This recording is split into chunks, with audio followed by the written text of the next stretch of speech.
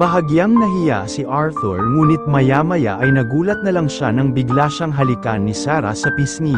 Nagkatinginan ang dalawa.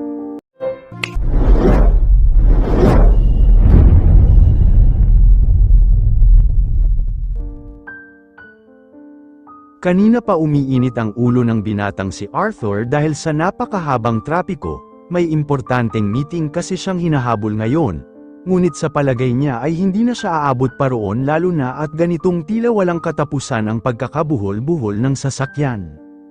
Napakamalas ko, malakas niyang bulalas sabay hampas sa kanyang manibela dahil sa sobrang pagkainis na kanyang nararamdaman. Buhat kasi nang mawala ang kanyang ama ay sa kanya na naatang ang lahat ng responsibilidad sa kanilang pamilya at kabilang na roon ang pagsasalba sa negosyong naiwan nito na noon ay malapit ng malugi. Ginawa naman ni Arthur ang lahat ng kanyang makakaya, ngunit ang kahuli-hulihang pagkakataon niyang maaaring makuha upang maisalba ito ay nawala pa, dahil hindi siya nakaabot sa meeting niya ngayon sa mga investors sana nila. Nasa kalagitnaan ng pamomroblema si Arthur ng mga sandaling yun kaya naman hindi na niya napansin pa na may tumatawid na babae sa kanyang harapan, eksakto kasing umaandar na noon ang mga sasakyan, kaya naman hindi na niya naiwasan pa nang mabundol niya ito. Gulat na gulat si Arthur, ngunit agad siyang bumaba ng kanyang sasakyan upang tingnan kung ano ang kalagayan ng babaeng nasagi niya ng kotse, kahit pa hindi naman gaanong kalakasan ang pagkakadali niya rito. "Miss, ayos ka lang ba?" Nag-aalalang tanong niya sa babaeng ngayon ay pilit na bumabangon mula sa kalsada, ngunit sa gulat niya ay bigla na lang itong umiyak. "Ano ba ang kasalanan ko at Gina ganito ako ng mundo? Pinalayas na nga ako ng tiyahin ko. Ngayon ay pilay pa ako dahil binundol mo ako, tapos tatanungin mo kung okay ako." May halong galit sa tinig nito. Napakamot naman sa kanyang ulo si Arthur. "Pasensya na. Hindi ko sinasadya, miss. Halika at dadalhin na lang kita sa ospital." Alok niya naman dito. "Huwag na, maabala lang ako." Bulyo naman ito sa kanya. "Maghahanap pa ako ng trabaho para may tuluyan ako ngayong gabi." Pagkatapos ay tumayo ito at iika-ikang naglakad sa papalayo sa kanya.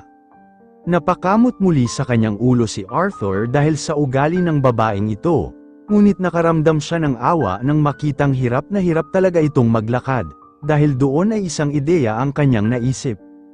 "Miss," muli niyang tawag sa babae, humarap naman ito sa kanyang muli. "Sa amin ka na tumuloy ngayong gabi. Ako na ang magbibigay sa iyo ng trabaho." Dagdag niya pa na agad namang nakapagpaaliwala sa mukha nito. Matapos iyon ay isinama niya ang babae sa kanyang bahay, tinanggap nito agad ang trabahong inalok niya rito bilang kasambahay. Doon ay ginamo niya na rin ang napilayan nitong paa na makalipas lang ang ilang araw ay naging maayos naman agad kaya nakapag-umpisa na ito ng trabaho. Ngunit si Arthur, hanggang ngayon ay problemado pa rin tungkol sa kanilang nalulugi na talagang kumpanya. Kahit anong gawin niya ay hindi pa rin siya makahanap ng solusyon upang isalba ito. Halos hindi na nga siya matulog dahil sa pagtatrabaho ngunit talagang wala siyang makuhang sagot. Isang gabi, habang kaharap siya ng kanyang laptop ay bigla siyang nilapitan ni Sarah, ang kanyang kasambahay, upang abutan ng kape.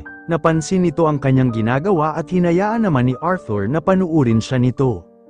"Sir, mali naman kasi ang ginagawa niyo," maya-maya ay sabi nito. Kumunat ang noo ni Arthur at tiningnan si Sarah. "Anong ibig mong sabihin? May alam ka ba rito?" Ang tanong niya pa. "Oo naman po. Sa katunayan, kahit hindi ako nakapag-aral ay ako ang gumagawa ng mga gawain ng mga pinsan kong hilaw noon sa eskwela," sagot pa ni Sarah sa kanya. Akala ni Arthur ay niloloko lang siya kaya naman sinubukan niya ito. "Sige nga, ituro mo sa akin kung paano ang tama." Tatawa-tawa pang aniya at iniabot dito ang kanyang laptop. Ngunit ganoon na lang ang gulat ni Arthur nang mabilis na kumilos ang mga kamay ni Sarah at inayos ang kanyang ginagawang trabaho. Bukod doon ay hangang-hanga pa siya dahil tama at napaka-perpekto nun. Nang mga sandaling yon ay agad na nagtaka si Arthur kung paano nagawa yun ni Sarah, kaya naman minabuti niyang ipa-check up ito upang malaman kung tama ang hinala niya. At ayon sa resulta ay oo, isang anghenyo ang kanyang kasambahay. Simula noon ay tinanggal niya na si Sarah sa pagiging kasambahay nito at inalok ng panibagong trabaho, at yun ay ang maging kasosyo niya sa negosyo, Katulong ito ay muli nilang isinalba ang kanyang kumpanya na sa loob lang ng ilang buwan ay muling bumalik sa dating katayuan at ngayon ay umaangat pa. Lahat ng ito ay utang ko sa iyo, Sarah, kung hindi dahil sa iyo. Siguro, ngayon ay bumagsak na ng tuluyan ang kumpanyang iniwan sa akin ng ama ko. Puno ng paghangang-ani Arthur sa dalaga habang ang kanyang mga matay nakatitig lamang sa kanya.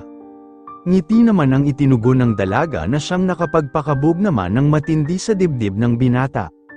Sa halos araw-araw kasing pagsasama ng dalawa ay hindi naiwasan ni Arthur na mahulog kay Sarah, ngunit hindi niya alam kung paano yun sasabihin. Huwag kang mag-alala, Sir Arthur, gusto rin kita, humahagikik na ani Sarah maya-maya. Napakunot naman ang noo ng binata sa pagtataka.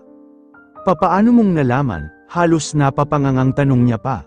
Kanina ka pa kaya nakatingin sa akin, at ayon sa mga nabasa kong libro tungkol dyan, yan daw ay isang indikasyon ng pagkagusto mo sa isang tao, sagot naman nito. Bahagyang nahiya si Arthur ngunit maya-maya ay nagulat na lang siya nang bigla siyang halikan ni Sarah sa pisngi. Nagkatinginan ang dalawa. Ngunit doon pa lang ay nang-usap na ang kanilang mga puso, alam nilang yun na ang simula ng bagong yugto sa buhay nila. Nakalaunan ay nauwi rin sa tuluyang pag-iibigan at pag-iisang dibdib ng 2 taong ito, na pinagtagpo ng tadhana.